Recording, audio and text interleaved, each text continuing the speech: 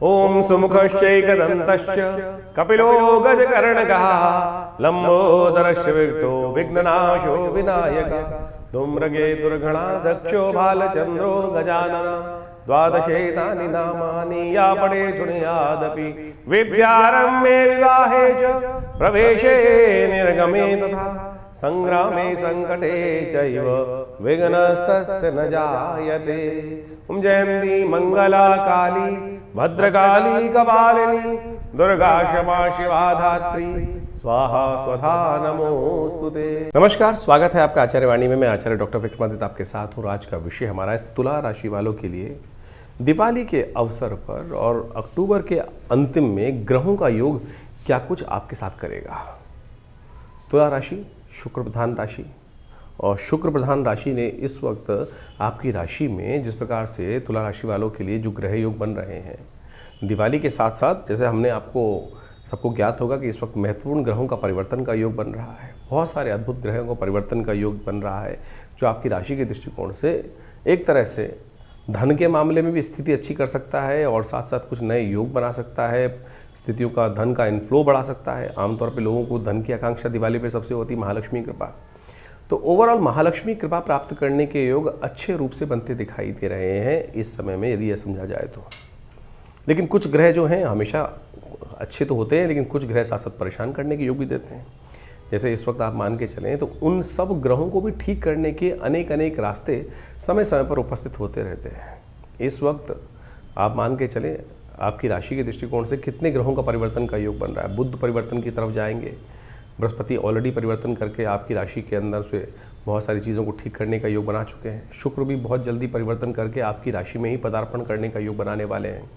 खैर वो अक्टूबर के अंतिम में जाके कहीं योग बनेगा, लेकिन मंगल का एक महत्वपूर्ण परिवर्तन प्राप्त होने के योग बन रहे हैं जो आपके उत्साह में और आपके साथ साथ शक्ति में भी एक नए चार चांद लगाने के योग बना सकता है। पिछले काफ़ी लंबे समय से शनि और मंगल का जिस प्रकार का योग चल रहा था, यदि हम बात करें इस वर्ष के आरंभ से ही, कभी खटपट किसी प्रकार की चल रही थी, कभी आमने सामने, कभी एक दूसरे के षडाष्टक योग, समसप्तक योग, वो सब साइडलाइन होने वाला है। और मंगल पूरी तरह से इस वक्त अपनी ताकत में आकर आपके लिए कई प्रकार के योग बना के दिखाई देगा जो आपके ऐश्वर्य में भी इजाफा करने के योग बना सकता है और साथ साथ आपकी राशि के दृष्टिकोण से कई मामलों में, चाहे आप व्यवसाय कर रहे हैं, चाहे आप नौकरी कर रहे हैं, उन सब में कुछ नया प्राप्त कराने का योग आपकी राशि में अवश्य बनाते दिखाई दे रहे हैं।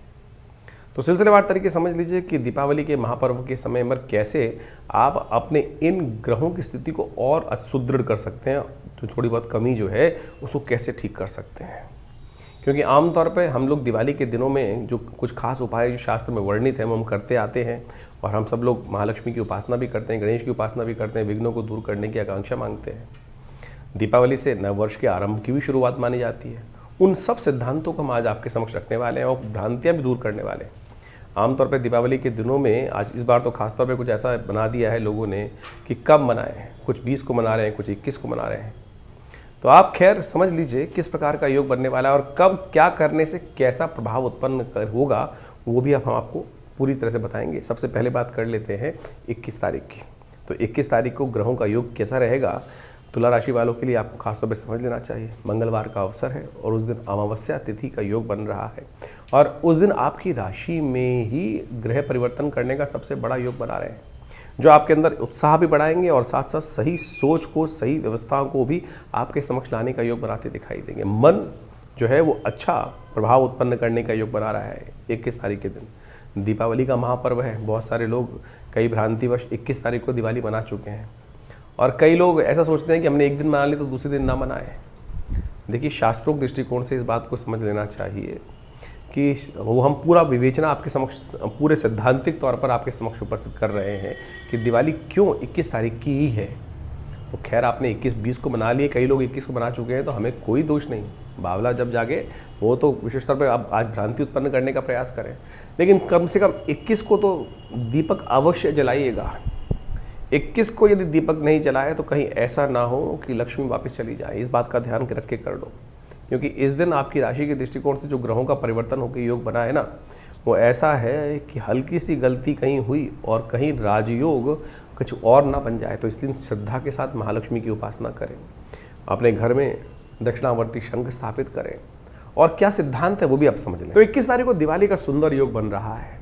इस बार बड़ी भ्रांति रही कि 20 को मनाएं या 21 को मनाएं। शास्त्रोक्त दृष्टिकोण से हमने पूरी तरह से अच्छे से समझाया है कि कैसे 21 का योग बन रहा है। पुनः आपको समझा देते हैं कि यहाँ दिल्ली के पंचांग के अनुसार से या भारत के संपूर्ण पंचांगों के अनुसार से जो योग बन रहा है वो ऐसा है कि बिल्कुल जो अमावस्या की तिथि है वो करीब करीब 5:54 तक है। तो अमावस्या की आयु है। काशी के कुछ पंचांगों ने भयंकर गड़बड़ी करी है, गलती करी है, और इस बात को हमने बिल्कुल प्रत्यक्ष प्रमाण के तौर पर उपस्थित किया है कि उन्होंने जो पंचांग में उन्होंने लिखा है, अपनी गणनाओं के अनुसार से कहा है कि सूर्य अस्त जो उनके पंचांग में जाके कोई भी देख सकता है। उन्होंने लिखा है कि करीब करीब शाम को जो सूर्यास्त हो रहा है वो 5:40 पे हो रहा है, लेकिन काशी में भी सूर्यास्त जो हो रहा है 5:26 पे हो रहा है। और उसकी वजह से उनकी तिथि की आयु गड़बड़ हुई है, और तिथि की आयु गड़बड़ उन्होंने कैलकुलेशन में मिस्टेक करी है, और ये प्रमाणित है। उनके पंचांग को जाके देख सकते हैं। उन्होंने सूर्योदय दिखाया है 21 जो अक्टूबर को सुबह 6:20 पे दिखाया है, जबकि काशी में सूर्योदय 6 बजे हो रहे हैं सुबह सूर्योदय। तो इतनी बड़ी भयंकर गलती उन्होंने करी है, और उसके कारण से इस समस्त संसार के समक्ष एक ज्योतिष का बड़ा अजीब अपनी गणनाओं के अनुसार से ज्योतिष का नाम खराब किया है। तो इस बात में भ्रांति में ना फंसे। ये काशी के कुछ विद्वानों, तथाकथित विद्वानों, हमारी संपूर्णानंद संस्कृत विद्यालय में काशी में बात हुई, और उन्होंने भी इस बात को प्रतिपादित किया कि 21 तारीख को ही दिवाली मनाई जानी चाहिए। तो हमने आपके समक्ष इस सत्य को प्रतिपादित किया है। आज ज्योतिष को सही रूप से समझने की आवश्यकता है। एक विचार गोष्ठी होनी चाहिए और उसको सही से समझना चाहिए। तो हमने ये प्रमाणित तौर पे आपके समक्ष रखा है कि 21 तारीख को सूर्यास्त के समय पर प्रदोष व्यापनी अमावस्या पूरे भारत में, आसाम से लेकर पूरे गुजरात तक के पूरे अक्षांश पर उपस्थित है। कोई द्वंद्व नहीं है। तो अपने भाग्य को जगाइए। अमावस्या युक्त जो प्रदोष तिथि में व्याप्त है, पराग्रही जो शास्त्र में कही गई है, अपनी किस्मत को मत सुलाइए भगवती का, महालक्ष्मी का। अगर आपने 20 को पूजन कर भी लिया है तब भी कोई चिंता नहीं, दोबारा कर लोगे तो कोई महालक्ष्मी जाएंगी नहीं, पदार्पण करेंगी। आपको नित्यपति करनी चाहिए। तो कम से कम इसी बात के मान के कर लो कि आप आनंद भाव से। तो एक महालक्ष्मी का पूजन। एक बड़ी विचित्र प्रश्न भी आपके समक्ष उठना चाहिए। हम यहाँ समस्त प्रश्नों का निराकरण भी कर रहे हैं कि महालक्ष्मी का एक प्रश्न हमारे पास आया। यहाँ हम बताना इसलिए आवश्यक समझते हैं कि 21 तारीख जो महालक्ष्मी का पूजन होता है, बोले गणेश के साथ गौरी बैठती हैं, यहाँ लक्ष्मी जी का पूजन होता है, विष्णु जी का पूजन क्यों नहीं होता? शास्त्र के अनुसार से आपको इस बात को सही रूप समझ लेना चाहिए कि जो भगवान राम के अयोध्या पर वनवास से वापस आने पर तो दिवाली आनंद भाव से दीपोत्सव मना ही मना, लेकिन भगवान राम से पहले भी तो दिवाली मनती थी। क्या दिवाली उससे पहले नहीं मनती? दिवाली का जो संबंध है दीपावली का, वो वास्तविक तौर पर वो है भगवती महालक्ष्मी का प्रादुर्भाव उस दिन हुआ। और जब आदि लक्ष्मी का प्रादुर्भाव हुआ, जो दुर्गा सप्तशती के दूसरे अध्याय में कथा आती है कि समस्त देवताओं ने विचार किया कि अब इस जो राक्षस जिसने त्रिलोकी में राज्य स्थापित कर लिया है महिषासुर ने, उससे कैसे उसको हटाना है। तो कहा जाता है कि जब समस्त देवतागण, भगवान विष्णु, महेश, शिव इत्यादि समस्त देवताओं गणों के साथ ऋषिगण वहाँ पे विचार कर रहे थे आकाश मंडल में, तो उन सबके शरीर से एक तेज निकला और वो महालक्ष्मी के रूप में, एक स्त्री के रूप में वहाँ जो है परिवर्तित हुआ। तेजोमय शरीर था जो दिव्य थर्वशीष में प्रार्थनाएं का, और समस्त देवताओं ने पूछा काशी तुम महादेवी थी, तो उन्होंने कहा, उस पराशक्ति ने बोला सा ब्रवीति आम ब्रह्म स्वरूपिणी मत्तः प्रतिपुषात्मगम जगत शून्यम च शून्यम च। ये दिव्य थर्वशीष की प्रार्थना है। और सब जब उन्होंने अपना पूरा व्याख्यान दिया कि हम कौन है, भगवती ने कहा वेदो हम अवेदो हम विद्याम अविद्याम अजाहम अनजाहम, तब आखिरी में सब समस्त देवता कहते हैं नमो देवी महादेवी शिवाय सत्मा। तो ये भगवती का स्वरूप जो है महालक्ष्मी स्वरूप है, उनका जो है वो प्रकट उस दिन हुआ है। तो प्रादुर्भाव उस दिन हुआ है, इसलिए महालक्ष्मी का पूजन उस दिन गणेश जी के साथ किया जाता है। गणेश जी तो सर्वप्रथम पूज्य हैं भगवान शिव के आशीर्वाद से, तो साथ में निर्विघ्नता पूर्ण करने के लिए और महालक्ष्मी की प्राप्ति के लिए इस दिन उनका स्तवन आनंद भाव से होना चाहिए। तो ये सही रूप से आप समझ लीजिए। तो वैसे तो श्री पंचमी के दिन भी भगवती महालक्ष्मी का प्रादुर्भाव बोला जाता है। बहुत सारे लोग द्वंद्व में फंस जाते हैं। वो कौन सी लक्ष्मी है? वो लक्ष्मी है कि जो सागर मंथन से उत्पन्न हुई श्री पंचमी के दिन।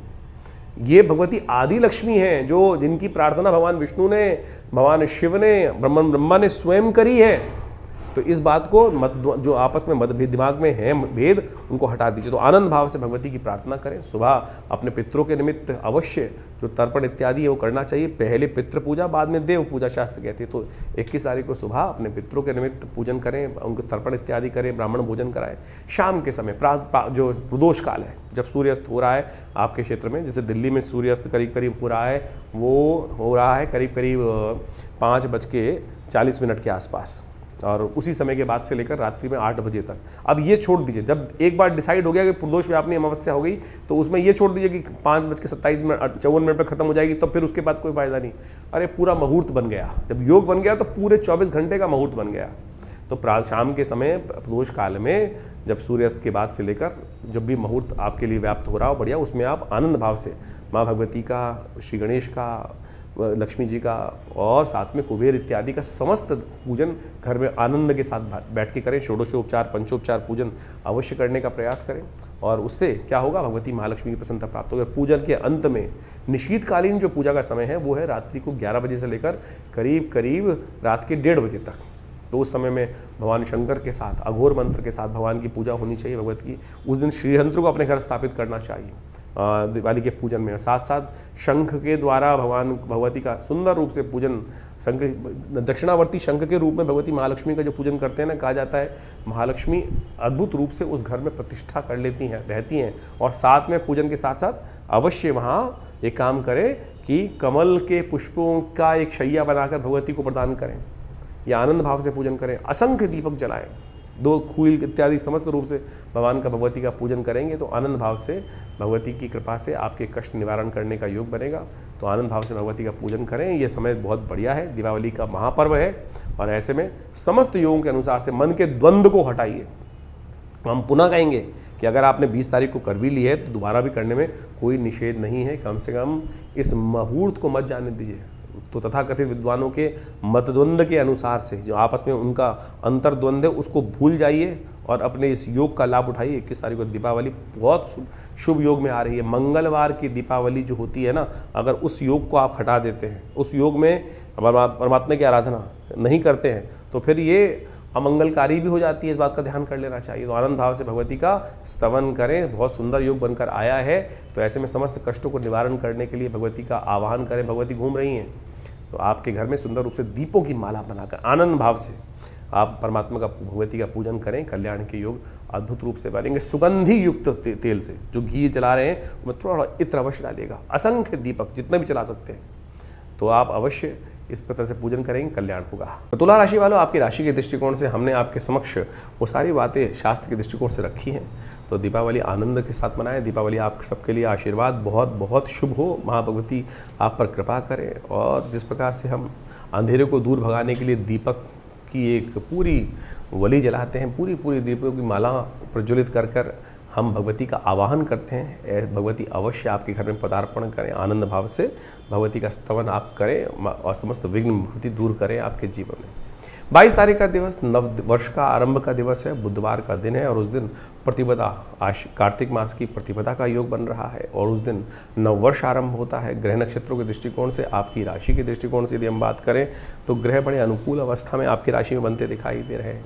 एक तरह से आपकी राशि के दृष्टिकोण से देखें तो आपकी राशि के स्वामी इस वक्त बिल्कुल अंतिम अंशों में चल रहे हैं, और वो एक तरह से आपके लिए अच्छा योग बनाते दिखाई दे रहे हैं। सेवा कीजिएगा। आपकी घर वालों के साथ आपका भाग्य जुड़ा हुआ है, ऐसा बात ध्यान रखें। घर वालों को जितना प्रसन्न करोगे ना, वो आपके लिए अच्छा होगा। लेकिन अननेसेसरी कुछ ऐसा योग बनता दिखाई दे रहा है इन दिनों। घर वाले आपसे थोड़े से कई मामलों में आपकी उदारता को देखकर थोड़े से परेशान दिखाई दे रहे हैं। उनको प्रसन्न करने की ज़रूरत है। ये दीपावली का पहला दिन जो है ना, इस बात का ध्यान रखें, घर वालों को प्रसन्न करें। यदि इस दिन घर वाले आपसे रुष्ट रहेंगे तो आप मान के चलिएगा पूरा वर्ष आपसे रुष्ट रहने के योग है। कारण क्या है, सिद्धांत क्या है, वो भी जान लीजिए आप। 22 तारीख को अन्नकूट भी है, नव वर्ष भी आरंभ हो रहा है। गुजरात इत्यादि में आज भी परंपरा है कि कार्तिक कृष्ण पक्ष की प्रतिपदा को नववर्ष के रूप में मनाया जाता है। भगवान कृष्ण की सुंदर उपासना की जाती है, और ये दिन अद्भुत योग लेकर आता है। इस दिन जैसा जैसा आप करेंगे, जैसा जैसा आपके साथ होगा, पूरे वर्ष उसी प्रकार का योग बन सकता है। तो अच्छे रेजोल्यूशन, आमतौर पे लोग कहते हैं ना, नए साल के दिन से अच्छी बातें सोचनी चाहिए, गलत काम नहीं करना चाहिए, अच्छे कपड़े पहनने चाहिए, सुंदर भाव सोचना चाहिए, वो हम 1 जनवरी के साथ जोड़ देते हैं। ज्योतिष के दृष्टिकोण से, स्कंद पुराण के दृष्टिकोण से। स्कंद पुराण में इस बात का वर्णन है कि जो कार्तिक शुक्ल पक्ष की प्रतिपदा है, जिसके दिन अन्नकूट होता है, गोवर्धन की पूजा होती है, उस दिन वो मुहूर्त बनता है कि जैसा जैसा आपके साथ होगा पूरे वर्ष उसी प्रकार के आपके साथ योग घटेंगे। तो इसलिए आनंद भाव से परमात्मा का सुंदर स्मरण करें, जल्दी उठें, भगवान का स्मरण करें, माता पिता का आशीर्वाद लें, गुरुजन का आशीर्वाद लें, और उस दिन भगवान कृष्ण का सुंदर पूजन करना चाहिए। भगवान कृष्ण का अन्नकूट के रूप में, अन्न गोवर्धन के रूप में प्रकृति की पूजा करने का जो सिद्धांत है अद्भुत है। 56 भोग लगाए जाते हैं भगवान को। ये 56 भोग का सिद्धांत भी बड़ा विचित्र है। कहा जाता है कि भगवान ने 7 दिन तक 8 पहर हर रोज़ होते हैं, 7 दिन तक भगवान ने अपने जो कनिष्ठिका उंगली के ऊपर पूरे पर्वत को उठा के रखा। तो इसलिए उनको 56 भोग लगाए जाते हैं। 7 × 8 करेंगे तो 56 आएगा। तो ये 56 भोग जो लगाए जाते हैं आनंद भाव से संपूर्ण समर्पण है भगवान के प्रति, कि भगवान अपने भक्तों की सदा रक्षा करते हैं। और ये कोई इंद्र के साथ द्वेष नहीं है भगवान का। भगवान तो इंद्र के परम हितैषी हैं। ये तो रूढ़िवादी परंपराओं को हटाने, प्रकृति के साथ व्यक्ति को जोड़ने की कथा है। अद्भुत रूप से इस बात को हमें समझना चाहिए। और एक बात समझें कि जो ये गोवर्धन पर्वत हैं, इनके बारे में अद्भुत कथाएं शास्त्र में बताएं। एक कथा हम आपको समक्ष रख दें कि कैसे भगवान ने शिरोधार्य किया गोवर्धन को। कहा जाता है कि भगवान के ऊपर ऋण था गोवर्धन पर्वत का। जब राम अवतार में सेतुबंध का निर्माण हो रहा था, तब कहा जाता है पूरे हर जगह से लोग अपने अपने जो अपनी सेवाएं देने वहाँ आ रहे थे। पहाड़, पर्वत, कंदराएं सब रूप से वहाँ पे चल दी थी अपनी तरफ से। जब गोवर्धन को पता चला कि भगवान को आवश्यकता है, तो वो भी उठ के चल दिए। भगवान एक जो कहा जाता है हनुमान जी स्वयं उनको उठा के चल दिए थे वहाँ पर लाने के लिए। लेकिन जब पता चला कि समय पूरा हो गया और वहाँ पर सेतुबंध का निर्माण हो गया, तब कहा जाता है कि गोवर्धन रो पड़े और उन्होंने कहा कि मेरे को भगवान की सेवा का सुंदर अवसर नहीं मिला। हनुमान जी ने जब वापस रख दिया उनको वहाँ पर, तो उन्होंने कहा कि मेरी ये जो सृष्टि जो भगवान के समक्ष मेरी ये जो प्रार्थना ये अवश्य रखना कि भगवान मेरे को क्यों आपने भुला दिया, मैं तो आ रहा था सेवा करने देने के लिए अपनी। तब भगवान ने, जब हनुमान जी ने ये बात भगवान के समक्ष रखी, तो भगवान ने कहा अगले इस जन्म में तो नहीं, अगले जन्म में अवश्य ये कर्ज को उतारेंगे। तो कहा जाता है कि जो पत्थर पिघल, जो जब गोवर्धन उस स्थिति में गए तो कहा था वो रो पड़े थे तो वो पिघल गए थे। आज भी वो निशान वहाँ जाके आप देख सकते हैं कि पत्थर गोवर्धन पर्वत के पिघले हुए हैं। तो समर्पण भाव है, वो चलायमान जो है। तो सुंदर रूप से भगवान कृष्ण अवतार जब हुआ तो भगवान ने अपने सिर पर धारण किया उस कर्ज को उतारने के लिए। तो आप सोचे भगवान किसी का सब पे कृपा करने के सुंदर योग बनाते हैं। तो आप इस भाव को ध्यान रखें। तो आनंद भाव से समस्त ये समर्पण भाव की भाव है। तो इसलिए आनंद भाव से गोवर्धन का पूजन करें। हमने विवेकानंद योगाश्रम में इस दिन बड़ा विशाल कार्यक्रम रखा है। हमारे गुरुदेव का जन्मदिवस भी होता है, आचार्य केशव देव जी महाराज का। तो उस दिन बड़े आनंद भाव से भगवान गोवर्धन का पूजन, गोबर का बहुत बड़ा पर्वत बनाकर उनका बड़े सुंदर रूप से भगवान का, विष्णु का, भगवान कृष्ण का सुंदर पूजन, कीर्तन इत्यादि समस्त रहता है। तो शाम के समय अन्नकूट का भंडारा रहता है। आप भी आइए और सुंदर रूप से भगवान का सुंदर स्तवन करें। और सबसे पहला काम ध्यान रखिएगा, इस दिन सुंदर योग जो बन रहा है आनंद से रहेगा, प्रसन्नता से रहेगा, भगवान का भजन कीजिएगा। जितने अच्छे काम हो सकते हैं वो सब करने का प्रयास करें, क्योंकि यही वो दिन है। पुनः आपको अवगत करा देते हैं। और इस दिन अवश्य भगवान कृष्ण के लिए, भगवान विष्णु के लिए सुंदर पूजा, षोडशोपचार पूजन कर उस दिन कम से कम अपने आप को 11 दीपक अवश्य घी के चलाने चाहिए। और 11 दीपक जलाकर सुंदर रूप से शंख की, भगवान विष्णु की सुंदर रूप से पूजा अवश्य करनी चाहिए उस दिन। इस बात का हमें ध्यान रखना चाहिए। तो तुला राशि वालों, आपने समझा किस प्रकार से जो गोवर्धन पर्व होता है समस्त अनिष्टों को दूर करने का योग बनाता है। भगवान कृष्ण की कृपा, कृष्णम वंदे जगत गुरु शास्त्र में कहा गया है। तो इस दिन बड़ी श्रद्धा के साथ प्रकृति की पूजा आराधना करनी चाहिए आपको। और ये नववर्ष आपके लिए बहुत शुभ योग बनाए, भगवान के साथ ऐसी प्रार्थना, और आपके समस्त कष्ट हर ले। ये नववर्ष के साथ साथ भगवान कृष्ण ने जिस प्रकार से समस्त प्रजाजन, समस्त लोगों के कष्टों को हर कर हर प्रकार से उनकी रक्षा करने का सुंदर योग बनाया, भगवान की कृपा से आपके साथ भी समस्त कष्टों को हरने का भगवान योग बनाया आपके जीवन के। 23 तारीख का दिन बृहस्पतिवार का दिन है और बहुत अद्भुत दिवस है। इस दिन द्वितीया तिथि है और यम द्वितीया भैया दूज का सुंदर योग बन रहा है। ग्रह परिवर्तन की तरफ जा रहे हैं और आपकी राशि में एक और राजयोग का निर्माण होने की स्थिति उत्पन्न हो रही है। और जो आगे आने वाले समय में आपके लिए बहुत बढ़िया से ग्रहों का लाभ देने का योग आपके लिए बनाएगी। आशीर्वाद चाहिए और ये दिन आशीर्वाद का ही है। क्यों? क्योंकि यम द्वितीया के दिन आशीर्वाद जो है ना वो समस्त कष्ट हर लेता है। शास्त्र में इसके ऊपर अद्भुत कथा विद्यमान है। 23 तारीख की भैया दूज है कार्तिक जो शुक्ल पक्ष की द्वितीया है, ये यम द्वितीया है। देखिए, दीपावली का महापर्व बड़े सुंदर रूप से आपको समझ लें, यमराज जी की पूजा से, यमदीप दान से शुरू होती है और जो है वो अंत भी यमदीप दान से ही होता है। ये कार्तिक के महीने में दीपदान का ही महत्व है। सरलता से एक दीप जलाकर ही आप समस्त अपने पापों से मुक्ति प्राप्त कर सकते हैं, भगवान का सानिध्य प्राप्त कर सकते हैं, पुण्यों को जगा सकते हैं। ये यमदीप दान जो यम द्वितीया है, जिसको भाई दूज बोला जाता है, इसके पीछे भी अद्भुत कथा है। यमराज जी और यमुना जी आपस में भाई बहन हैं, सूर्य पुत्र पुत्री हैं दोनों के दोनों। और कहा जाता है कि यमुना जी हमेशा यमराज जी से कहती थी कि हमारे यहाँ कभी भोजन करें आके। धर्मराज हमेशा व्यस्त रहते थे, टाइम नहीं मिलता था। तो यम द्वितीया के दिन यमराज जी जाकर बहन यमुना के यहाँ भोजन करते हैं और कहा जाता है कि इस दिन समस्त भाइयों को अपनी बहन के घर जाकर ही भोजन करना चाहिए, अपने घर भोजन नहीं करना चाहिए। इस बात का ध्यान रखना चाहिए। शास्त्र में तो यहाँ तक प्रमाणित है कि अपने घर में चूल्हा ही ना जलाएं, उस दिन जाके बहन के घर ही भोजन करना चाहिए। तिलक किया जाता है। क्या होता है इससे? इससे बहन के कष्ट दूर हो जाते हैं और भाई की आयु बढ़ जाती है। ये सुंदर शास्त्र में सिद्धांत है, कोई और टोटके की जरूरत ही नहीं भाई। तो इसलिए बहन से बढ़िया भाई को कौन आशीर्वाद दे सकता है? ये संबंध है सुंदर रूप से, समस्त अहम को त्यागिए और जाकर अपने परिवार में सामंजस्य स्थापित करने के लिए, आशीर्वाद के लिए, समस्त कष्टों को दूर करने के लिए इतनी बढ़िया व्यवस्था शास्त्र में वर्णित है, इसका पालन करना चाहिए। और शाम के समय काम अवश्य करना चाहिए। यम द्वितीया के दिन यमुना जी के घाट पे या किसी भी पानी के घाट पे जाकर, तालाब में या नदियों पे जाकर, हो सके यमुना तो सबसे श्रेष्ठ है, शाम को 7 क्या करना चाहिए, एक नोट कर लीजिए, उपाय है, अद्भुत उपाय। ये नोट करके जो कर लेगा उसके पूरे वर्ष के लिए समस्त कष्ट दूर होने के योग बन जाएंगे। छोटा सा उपाय है। आपको क्या करना है, 7 पत्ते मंदार के लेकर और उसमें जो 7 ही पत्ते बेर के रखने हैं और उसके ऊपर एक दीपक रखना है और उसको चलते पानी में प्रवाहित करना है। गन्ने का एक डंडा लीजिए, गन्ना जो होता है उससे डंडा लेकर उसको हल्का सा पानी हिला दीजिएगा और अपने सिर पर से वार कर इसको अर्पित कर दीजिए चलते पानी के अंदर या किसी पोखर पे। तो कहा जाता है कि पूरे वर्ष तक के लिए समस्त कष्टों को दूर करने का आशीर्वाद मिल जाता है। पितृ भी प्रसन्न हो जाते हैं। जिनको लगता है ना कि पितृदोष बन गया है, पितृ पता नहीं संतुष्ट हैं कि नहीं है, ये एक उपाय है। यम द्वितीया के दिन शाम के समय जो कर लेगा उनके समस्त कष्ट दूर हो जाएंगे। शनि से जो परेशान है, एक बात और नोट कर ले, शनि भी सूर्यपुत्र ही हैं और जो विशेष तौर पर यमुना जी के भाई ही हैं।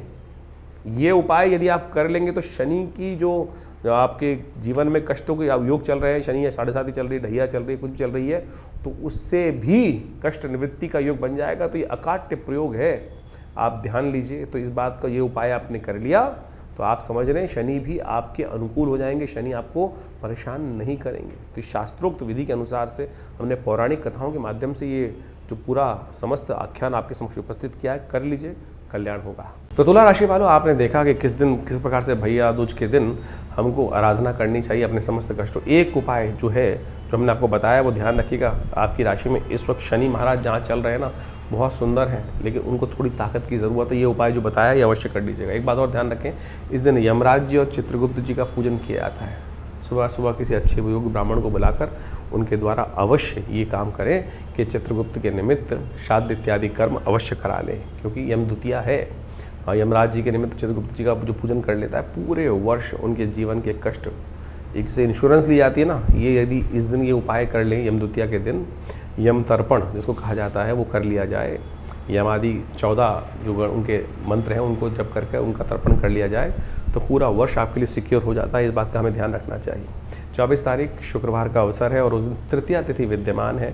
ग्रह नक्षत्रों के दृष्टिकोण से, आपकी राशि के दृष्टिकोण से बहुत बड़ा परिवर्तन ग्रह हो रहे हैं, की तरफ जा रहे हैं। ये योग आपके लिए योग्यताओं को निखारने का दिन दिखाई देता है। बुद्ध महाराज परिवर्तन कर रहे हैं, आपकी राशि से आगे निकल कर वो बहुत सुंदर योग बनाते दिखाई दे रहे हैं, जो आपके लिए और अच्छा कुछ ना कुछ रास्ता अच्छा बनाने की योग बनाएगा। बुद्ध का ये परिवर्तन नेगेटिव बिल्कुल नहीं है, पॉजिटिव प्रभाव आपकी राशि के अनुसार से उत्पन्न करने का योग बनाता दिखाई दे रहा है। बहुत जल्दी मंगल का योग भी बुद्ध के साथ हो जाएगा और यहाँ पर और मंगल बुद्ध को और ताकत दे देंगे। बुद्ध इस वक्त जो ग्रहों का योग बना रहे हैं वो आपकी राशि के दृष्टिकोण से आपको समझ लेना चाहिए, वो चंद्रमा के साथ विराजमान है। पिता पुत्र में थोड़ी सी समस्याएं कई बार रहती हैं, अंतर्द्वंद ना मन में उत्पन्न हो, इस बात का ध्यान रखना है। देखिए चंद्रमा परिवर्तन करके बृहस्पति के बिल्कुल सुंदर थोड़ा सा के निर्देश में चलते दिखाई दे रहे हैं और जो आपके लिए धन लाभ के योग बनाता दिखाई दे रहा है। ऐसे में बस एक चीज़ की आवश्यकता है कि माता पिता गुरुजन का आशीर्वाद लेकर जो भी काम करोगे ना उसमें विजय निश्चित है। इस बात का ध्यान रखते हुए कार्य करें। हो सके तो इस दिन गौ पूजन अवश्य करने का प्रयास करें। शुक्रवार का अवसर है, गाय के निमित्त थोड़ा पालक इत्यादि का दान करना आपके लिए श्रेष्ठ रहेगा। 25 तारीख शनिवार का अवसर, चतुर्थी तिथि विद्यमान है और इस दिन ग्रह नक्षत्रों के दृष्टिकोण से जैसा हमने कहा कि आपको पहले बताया कि 3-4 दिन बहुत फेवरेबल आपके लिए ग्रह नक्षत्र चल रहे हैं और ये उसी श्रृंखला में दिन आगे बढ़ता दिखाई दे रहा है। यदि आपने थोड़ा सा अपने आप बुद्धि को स्थिर भाव से रखा, पल पल बदलने की ज़रूरत नहीं है। ऐसे ग्रहों की स्थिति दिखाई दे रही है कि थोड़ी थोड़ी देर में मन में परिवर्तन करने का योग, कुछ ये कर लूँ वो कर लूँ, कहीं और कुछ दिखाई दिया। छोटा लालच जो है ना वो कई बार परेशानियाँ फंसा सकता है, इस बात का ध्यान रखना। स्थिर भाव से रुक कर काम करोगे तो बहुत बढ़िया स्थिति को प्राप्त कर सकते हो, इस बात का ध्यान रखें। भद्रा है इस दिन, दोपहर के बाद 2:30 बजे से आरंभ होगी और उस दिन जो नया कार्य आरंभ करना हो 2:30 बजे से पहले पहले कर लीजिए, वो आपके लिए अच्छा रहेगा।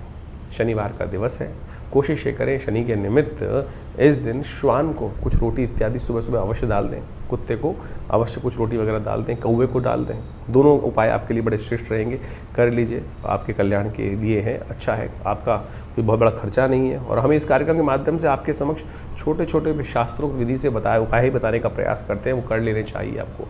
26 तारीख का दिन रविवार का अवसर है, पंचमी तिथि विद्यमान है, ग्रह परिवर्तन की तरफ आगे बढ़ते दिखाई दे रहे हैं और ये परिवर्तन आपकी राशि के दृष्टिकोण से देखें तो सौभाग्य का उदय करने का योग बना सकता है।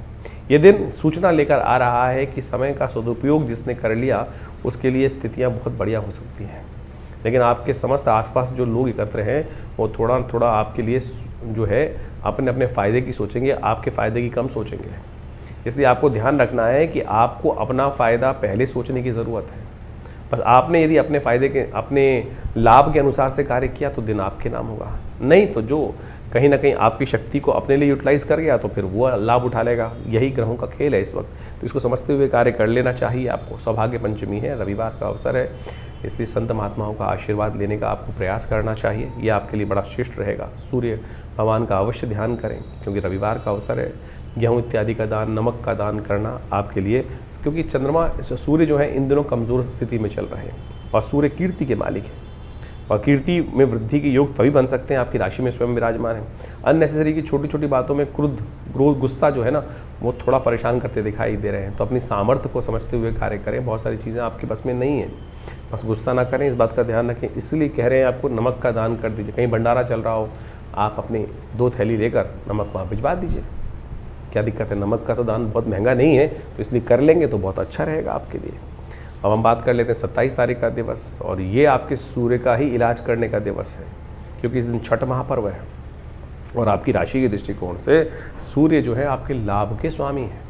और आप समझें आपकी राशि के दृष्टिकोण से जो ग्रहों का परिवर्तन का योग बन रहा है, सबसे बड़ा परिवर्तन आपकी राशि में सूर्य और मंगल जिस प्रकार से विराजमान हो रखे थे, जो कई बार आपको आग में कूदने का काम, यानी अपनी औकात से बाहर जाके कूदने का काम करा देते थे, वो परिवर्तन की तरफ जा रहा है।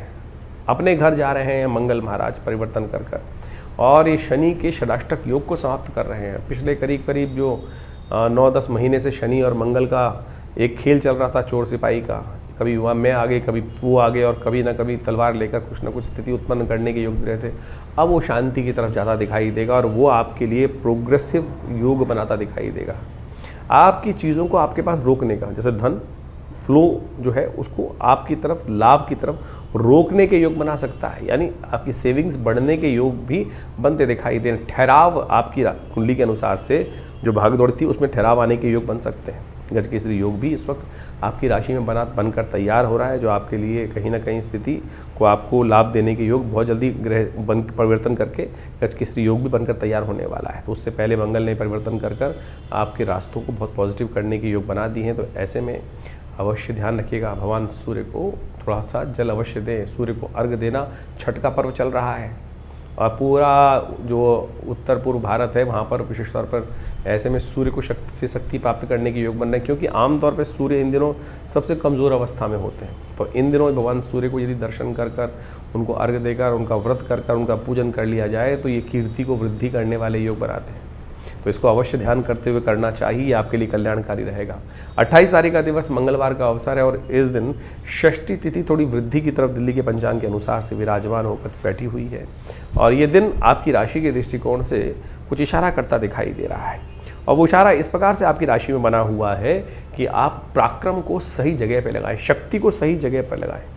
इस बात का ध्यान रखें, शक्ति बहुत है, मंगल ने परिवर्तन कर कर जिस प्रकार का योग बनाया है वो शक्ति को सही जगह अपनी ताकत में आ गए हैं, लेकिन अब चोट कहीं और मारनी और लक कहीं और रही हो तो फिर चीज़ें आपके हाथ से खराब नहीं होंगी, लाभ नहीं देंगी ना। तो अब समय है सही जगह पर सही समय पर करने का, लाभ काम करने का, सही चीज़ को सोचकर, तो उसको करने की ज़रूरत है और उसके लिए थोड़ी शक्ति की आवश्यकता है, सही दिशा की आवश्यकता है। और वो कौन दे सकता है? हनुमान जी दे सकते हैं। और देवता चित्तन धरहि हनुमत से ही सर्व सुख करहि। तो मंगलवार का अवसर है, कोशिश करें हनुमान जी की सुंदर आराधना कर लें, आपके लिए कल्याणकारी योग बन सकते हैं। और आज यदि सही रूप में काम हो गया तो अगले दिन से जो ग्रह परिवर्तन की तरफ जा रहे हैं वो आपके लिए 3-4 दिन का ग्राफ पॉजिटिव कर सकते हैं। इस बात को आपको समझ लेना चाहिए। 29 तारीख का दिन ऐसा ही सूचना लेकर आता दिखाई दे रहा है। 29 तारीख का दिन खास परिवर्तन की तरफ योग जो बना रहा है वो खासतौर पर आपके लिए एक और पॉजिटिव ग्रहों का योगा का निर्माण करता दिखाई दे रहा है। 29 तारीख बुधवार के दिन सप्तमी तिथि विद्यमान है और उस दिन जो है ग्रह नक्षत्रों का योग जो है बृहस्पति के बिल्कुल सम्मुख आकर चंद्रमा विराजमान हो गए हैं आपकी राशि के दृष्टिकोण से और दोनों बैलेंस कर दिए हैं। बिल्कुल सुख को भी बढ़ा रहे हैं, सम्मान को भी बढ़ाने का योग दे रहे हैं। बस थोड़ा सा आपको अपने एग्रेशन को कम कर बैलेंस में लगाम ला के, घोड़ों पर लगाम करते हुए, लगाम चलाकर, घोड़े में बहुत शक्ति होती है लेकिन क्या होता है कि यदि आपकी शक्ति उसको कंट्रोल नहीं करेंगे तो खुद सवार को उठा के पटक सकता है। बस यही ध्यान रखते हुए कार्य करने की ज़रूरत है। सुख प्राप्त करने के योग, सही प्रकार से चीज़ों को यूटिलाइज करने का समय बिल्कुल आ गया है। एक रही सही कसर शुक्र की बाकी है, वो भी बहुत जल्दी परिवर्तन की तरफ जाता दिखाई दे रहा है। तो ऐसे में आपकी राशि के दृष्टिकोण से समस्त विघ्नों को दूर करने के लिए विघ्नहर्ता गणेश जी का सुंदर ध्यान कर कार्यों को आरंभ करें तो अच्छा रहेगा। ध्यान रखिएगा इस दिन भद्रा का योग है जो 9:32 पर आरंभ होगा और रात तक रहेगा, तो इसलिए नए कार्यों की तरफ थोड़ी कम ध्यान देने का प्रयास करें। चलते हुए कार्यों को, गति को ठीक करने का आपको प्रयास करना चाहिए। 30 तारीख का दिन बृहस्पतिवार का अवसर है, अष्टमी तिथि विद्यमान है और साधारण अष्टमी नहीं है, ये गोपाष्टमी है। यानी प्रत्यक्ष देवता जो हैं, खासतौर पर गौ को प्रत्यक्ष समस्त सर्व देवताओं का वास कहा गया है, उनका पूजन करने का दिन है। उनको पूजन करके आप अपने समस्त भाग्य को जगाने का रास्ता बना सकते हैं। आपकी राशि के तो स्वामी ही शुक्र है और शुक्र का संबंध गौ से सबसे बढ़िया माना जाता है, समृद्धि का प्रतीक माना जाता है। और एक बात ध्यान रखें, आजकल बहुत सारे लोगों ने शुक्र को विलासिता और पता नहीं शराब से, पता नहीं किस किस चीज़ से जोड़ने का प्रयास किया है, लेकिन शास्त्रोक्त विधि के अनुसार से गौ का संबंध ही शुक्र के साथ माना जाता है। यदि शुक्र किसी का कमज़ोर हो कुंडली में तो उसको सबसे पहला काम क्या करना चाहिए? गौ की पूजा, गौ की आराधना, गौ की सेवा करने का प्रयास करना चाहिए। और ये दिन आपकी राशि के अनुसार से गजकेसरी योग बना हुआ है, तो ऐसे में अपने भाग्य को डबल ठीक करने के लिए, और कहीं किसी की शुक्र की दशा भी चल रही हो तो इस दिन को भूल कर भी कोई ऐसा नहीं वेस्ट नहीं जाना चाहिए। गौ पूजन अवश्य सुबह सुबह करने का प्रयास करें। चारा अपनी सामर्थ्य के अनुसार से हरा चारा भिजवा दीजिए, गाय को गुड़ भिजवा दीजिए। ये सब कार्य करेंगे तो भगवती कृपा से आपके समस्त जो रुके हुए कार्य उनको गति प्राप्त करने का सुंदर अवसर बन जाएगा। आपके लिए बहुत कल्याणकारी योग बनेंगे, तो इस बात का ध्यान कर लो। बृहस्पतिवार के दिन गोपाष्टमी का सुंदर योग बन रहा है। गुरुजन की कृपा से आपके लिए समस्त अनिष्टों को दूर करने का योग बन रहा है। 31 तारीख का दिन शुक्रवार का अवसर, नौमी तिथि विद्यमान है और ये आंवला नौमी का सुंदर योग लेकर आ रही है। आरोग्यता को देने वाली नौमी आ रही है, कुष्मांड नौमी के रूप में ये दिन आ रहा है और आपके राशि के दृष्टिकोण से विजय का योग लेकर आपकी राशि में ग्रह परिवर्तन की तरफ जा रहे हैं। बस भ्रम की स्थिति हटा दीजिएगा। कई बार व्यक्ति को भ्रम हो जाता है कि मेरे द्वारा ही सब कुछ चल रहा है, मैं ही कर रहा हूँ सब कुछ, पर ऐसी भ्रम की स्थिति कई बार आपके मनोमस्तिष्क में आ जाती है जो बुद्धि को थोड़ा सा नेगेटिव कर देती है या सही से व्यक्ति को पहचानने की स्थिति गलत हो जाती है। देखिए आपकी राशि में विजय का योग बना हुआ है, इसलिए भ्रम को त्यागने का आपको प्रयास करना चाहिए।